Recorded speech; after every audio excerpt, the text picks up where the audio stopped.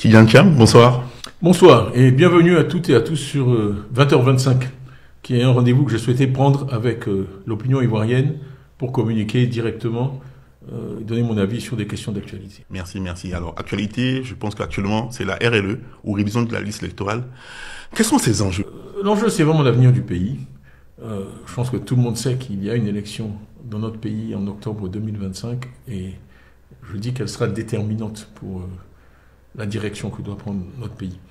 Et donc, il est du devoir de chaque Ivoirien, Ivoirienne, de jouer son rôle et donc de pouvoir voter. Or, on ne peut voter que si on est enrôlé, si on est inscrit sur des listes. Tout à fait. D'ailleurs, on vous a vu donc pendant ce temps parcourir plus de 10 villes de la Côte d'Ivoire. Comment ça s'est passé? Écoutez, ce qu'on a essayé de faire, c'est d'aller vraiment d'ouest en est. Donc on a fait Mans, on a fait Duékoué, on a fait Gonaté, on a fait Bonon, pour ceux qui connaissent la carte de Côte d'Ivoire, on a fait Daloa, on a fait Boaké, Dimbokro, Toumoudi, ça fait une transversale, d'ouest en est.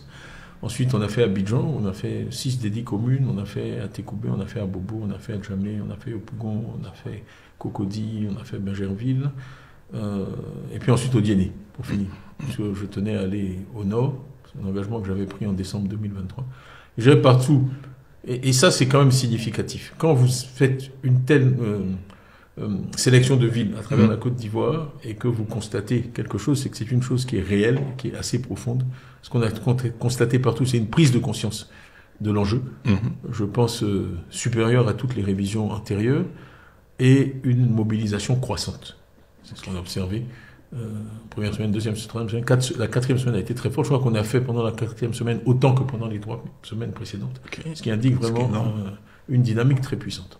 Okay. Est-ce que vous avez été surpris par la réaction donc des populations pendant que votre tournée? Moi, j'ai vraiment la conviction profonde. Je crois beaucoup dans l'intelligence collective. Et donc, je crois que les Ivoiriens sont très intelligents. Ils comprennent la situation dans laquelle on est et ils comprennent les enjeux et que c'est... Voilà. Donc, je ne suis pas surpris qu'il y ait une mobilisation. J'étais en tout cas particulièrement heureux de voir beaucoup de jeunes. Parce que le vrai enjeu, vu la structure démographique de la population, c'est des gros mots, mais enfin, la jeunesse de la population ivoirienne en général, c'est vraiment que les jeunes s'inscrivent. Et donc, je demandais toujours là, les jeunes majeurs, quel âge vous avez, vous êtes là, etc. Et il y avait quand même pas mal de jeunes, mais on peut faire beaucoup mieux. Hein, quand je vois que certains musiciens arrivent à 1 million de views, 2 millions de views, je me dis qu'en tant qu'homme politique, on a encore du chemin à faire pour communiquer avec cette jeunesse et la mobiliser. Mais c'est possible. C'est possible. Et donc justement, est-ce qu'on a les premiers résultats? Vous avez parlé tantôt. Non, écoutez, la CEI nous donnait les résultats chaque semaine pendant les 3 premières semaines. Je crois qu'ils étaient autour de 500 000 à la fin de la 3e semaine. Et là, cette fois-ci, depuis dimanche, on espérait avoir les chiffres, mais on nous dit qu'il y a des problèmes d'informatique. Donc on est un peu en attente.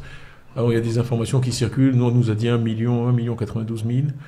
1 million 100, peut-être 1 million 500. Bon, dans tous les cas, je pense qu'on peut dire avec confiance que c'est un niveau significatif et supérieur aux révisions intérieures. Il faut quand même rappeler aussi que la révision par la loi devrait avoir lieu chaque année. Donc on en aura une l'année prochaine.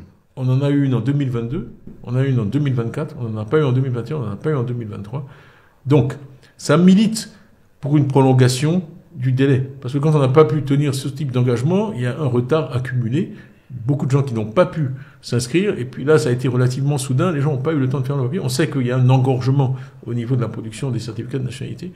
Donc pour moi, la décision d'arrêter et de ne plus rien faire jusqu'à l'élection serait vraiment impossible à justifier. Là, on a un pipeline de gens qui sont prêts, qui ont fait les dépenses, qui sont déplacés. Il y a Moussokro, à Toumoudi, si vous voulez obtenir votre papier, qui ont fait, et ils sont prêts maintenant, ils n'attendent plus que leur certificat de nationalité pour aller s'inscrire, pour voter.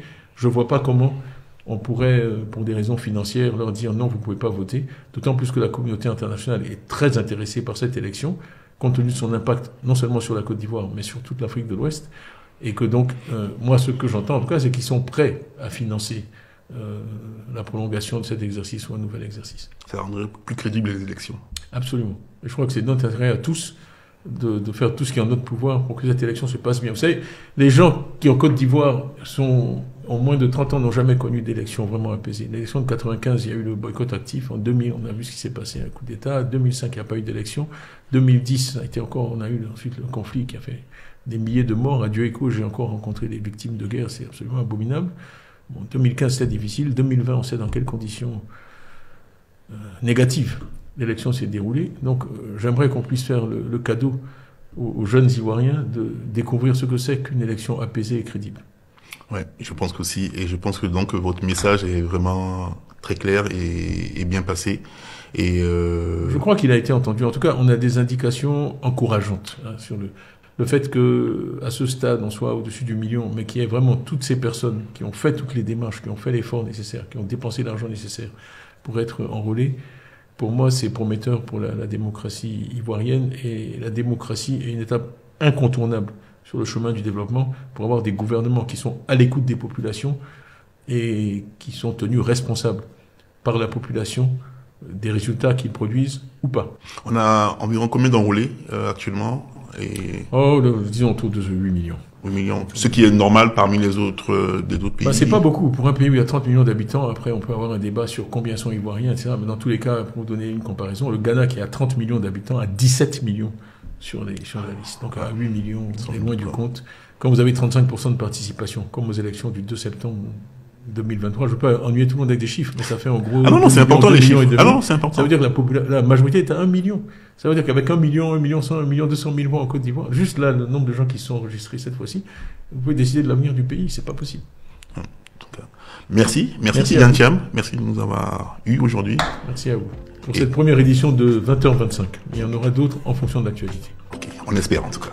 À bientôt. Merci tous.